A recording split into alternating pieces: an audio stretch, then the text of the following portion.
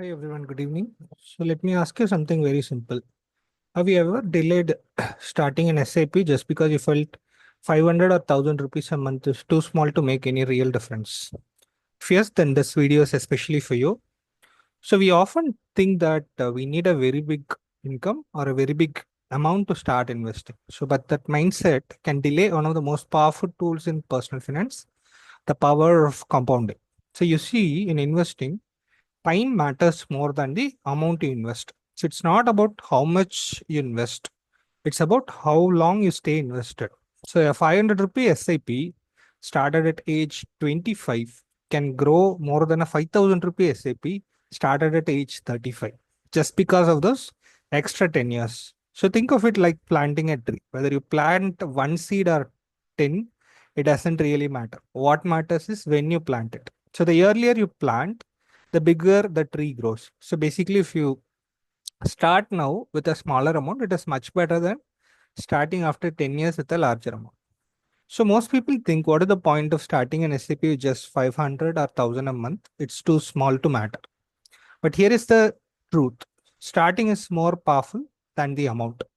So waiting to invest until you have more money is like waiting to go to the gym until you are fit, which is never going to happen. So it just doesn't work that way. So don't worry about the amount. So just start.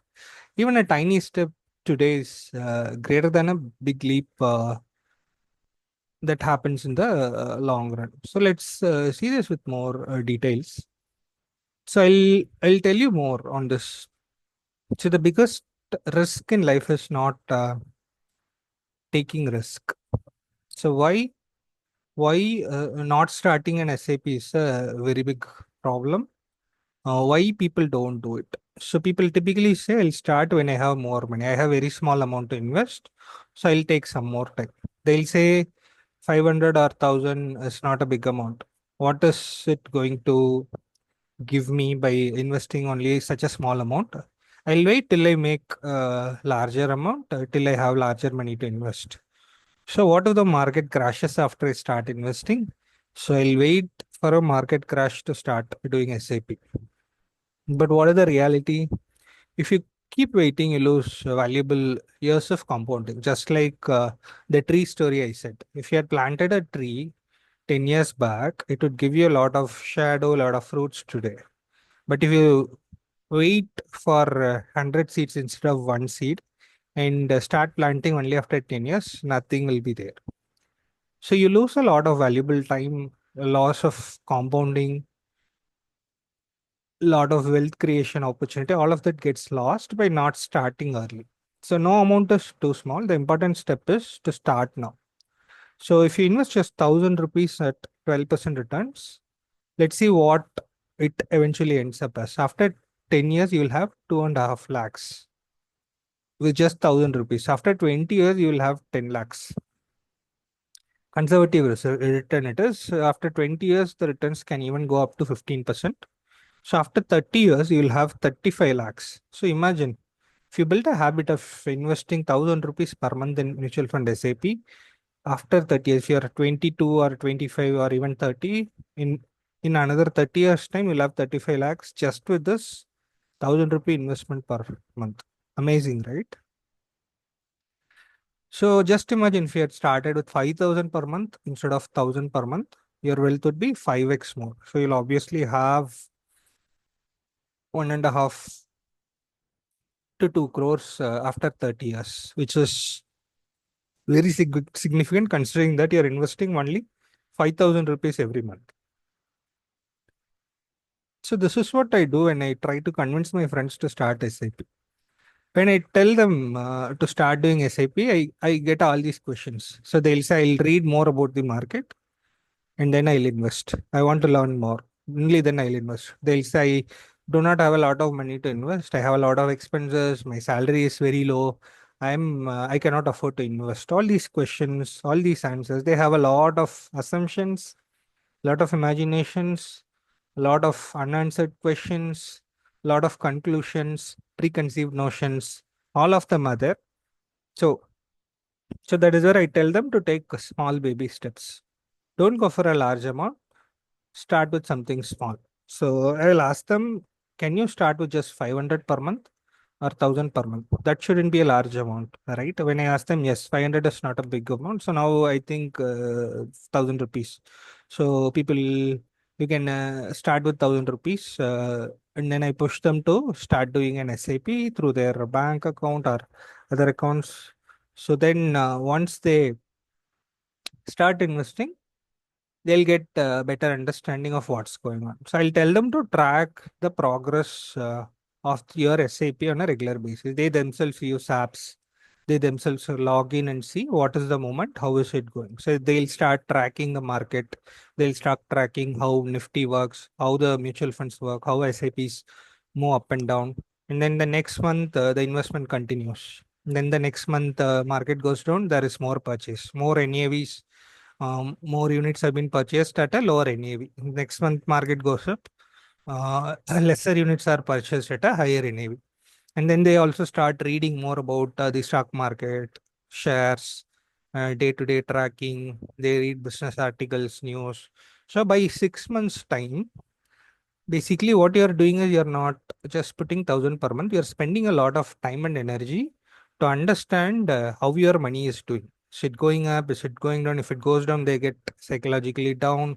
Oh my God, I should not have invested. All of that money is in negative. So whenever it is negative, they get those notions, and then you have to assure them that you have to continue this for a period of time.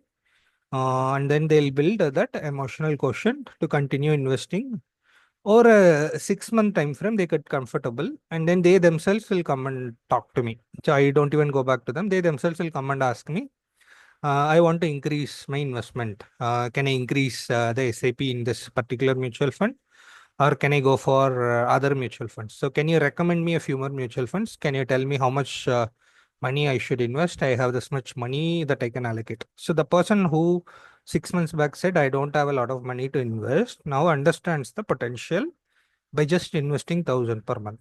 So the point is, if you start small, you will have a lot of learning within the first 6 months to 1 year. After that, you yourself will allocate more money. You yourself will be able to do a lot of stoppages in unnecessary expenses and invest that money in proper investments like mutual funds. So the biggest mistake in investing in mutual funds is overthinking. So don't worry too much. Just start an SIP at 500 or 1000 rupees as early as possible. Once you start doing that in 6 months' time, you yourself will have a better understanding of how mutual funds work, how stocks work, how markets work. So that is why I always tell people to start investing. So starting your SIP matters, not the amount. So always you have to start small. Whatever big you have achieved in your career or life, everything would have started small. So some people still believe that 1000 is too small. I can wait until I can do 10,000 rupees per month, but you lose a lot of valuable learnings. So even on 500 or 1000 is good enough to build a habit. So once you see the growth of your mutual fund investments, you'll naturally want to invest more. So that is the primary objective of investing a small amount, a token amount, and starting your SIPs. So as long as your income grows, obviously your income will keep growing as you keep growing in your career. Your SIP will also grow. So it is very important to start SIPs. So start small and then eventually increase it to 5K, 10K, 50K. I know friends who invest up to 2 lakhs per month in SIPs. So your SIP should obviously grow with an increase in your salary. So here are some more common questions that keep coming up. So which mutual fund should I start with? Maybe you can start with a Nifty 50 index fund or a flexi cap fund like Parak Parik flexi cap. They are simple and effective. Or you can go for a large cap fund like HDFC large cap. So people still ask this question: is SAP risky? No, it reduces risk through rupee cost average. So if market goes down, your SAPs will actually increase the number of units by, because the price is low. So if a market goes up, it will again keep purchasing. So it will keep purchasing across all price points where the market goes. So because of that rupee cost averaging, you'll have significant amount of investment which can actually help you to grow your wealth. I had shared one more video in my previous video where I have mentioned how to invest during market crash. If there is a market crash, is it a right time to invest or not? So I shared a lot of data where it clearly told that investing bulk amount during market crash is something that can generate very high returns compared to normal mutual fund returns. So you can go through that video as well if you're interested. So people also ask, what if I invest money in mutual fund and suddenly if I need money, what can I do? So SIPs are actually extremely flexible. So you can withdraw them anytime. So except TLSS, which has a 3-year time frame, a lock-in period. So you can withdraw whenever you need. So all these problems are sorted out. Only thing is you have to act and start the execution.